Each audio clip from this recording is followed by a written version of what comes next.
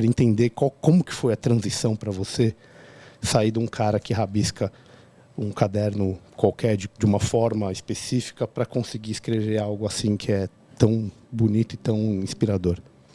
Magal, foi igual todos os outros nossos caminhos, treinando, prestando atenção nas pessoas que me causavam emoção, que escreviam e que a poesia de alguma forma conectava comigo, né, que fazia par emocional com as coisas que eu sinto. Mas eu comecei com uns 14, 15 anos a escrever coisas que não estavam cabendo dentro de mim e que eu não queria contar para ninguém. Então eu punha no papel, o papel tem uma coisa muito honesta, eu tenho muito respeito com escrever por isso, porque o papel recebe sem crítica, não muda e não tem julgamento, né? Tá ali no...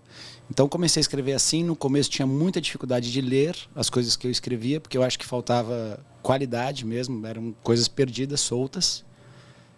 Depois de um tempo, o processo de releitura, acho que é o primeiro clique, talvez, porque ele me mostra que mais do que querer escrever melhor ou pior, eu tinha a permissão de me avaliar, de ver o que eu achava de uma determinada emoção ou de um determinado fato um tempo depois, quando eu já não era mais o mesmo. Comecei a ter coragem, que acho que é das virtudes que a gente mais precisa desenvolver na vida, para mostrar para os outros, porque sempre foi um lugar que inicialmente me causava uma sensação de fragilidade, a manifestação aberta dos meus lugares íntimos e frágeis.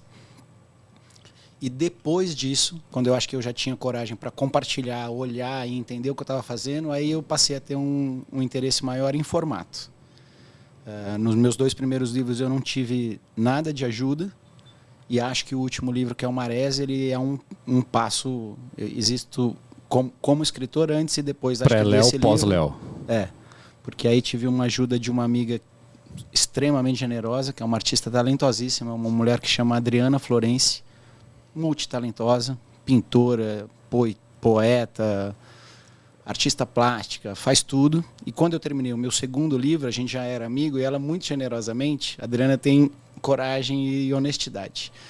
Ela se aproximou de mim com o meu segundo livro em mãos e falou: o teu livro está lindo, mas ele merecia um lugar de ajuste.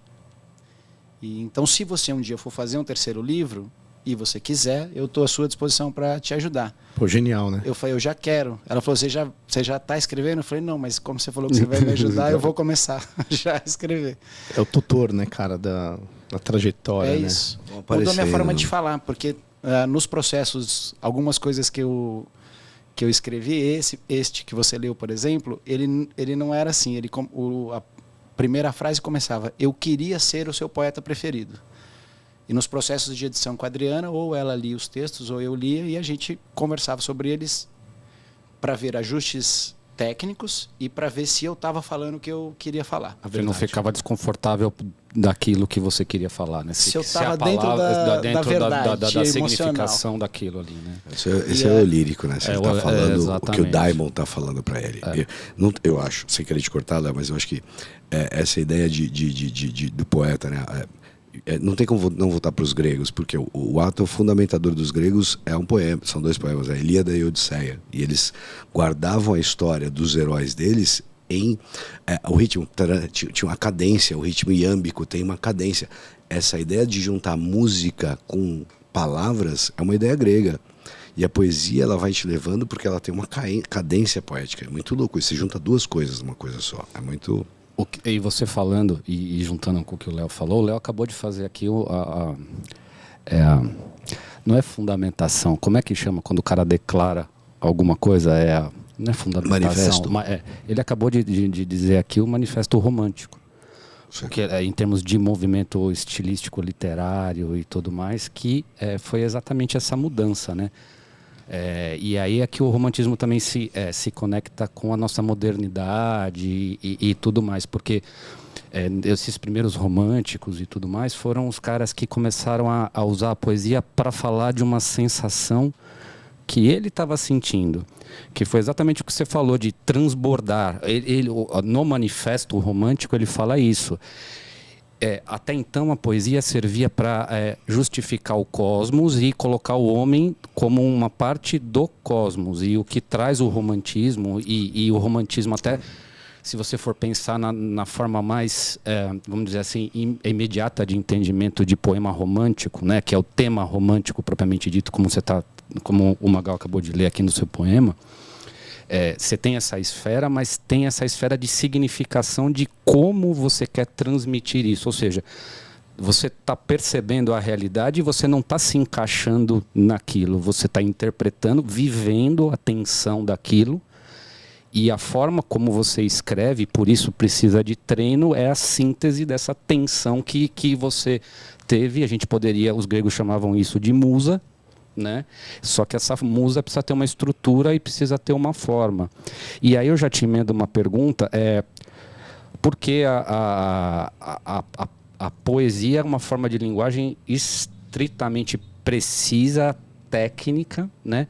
E aí eu queria que você fizesse uma comparação com o que a gente vive na forma de comunicação do mundo de hoje, que é a morte da metáfora. Né? Então, assim, hoje as palavras têm significado literal e, inclusive, te usam o que a pessoa entendeu e não sobre uma verdade que todo mundo sente, essa angústia, essa vontade, esse desejo, essa sensação de abismo quando se lê um poema, essa sensação de vazio que os filósofos chamam de aporia, né? Essa sensação de né?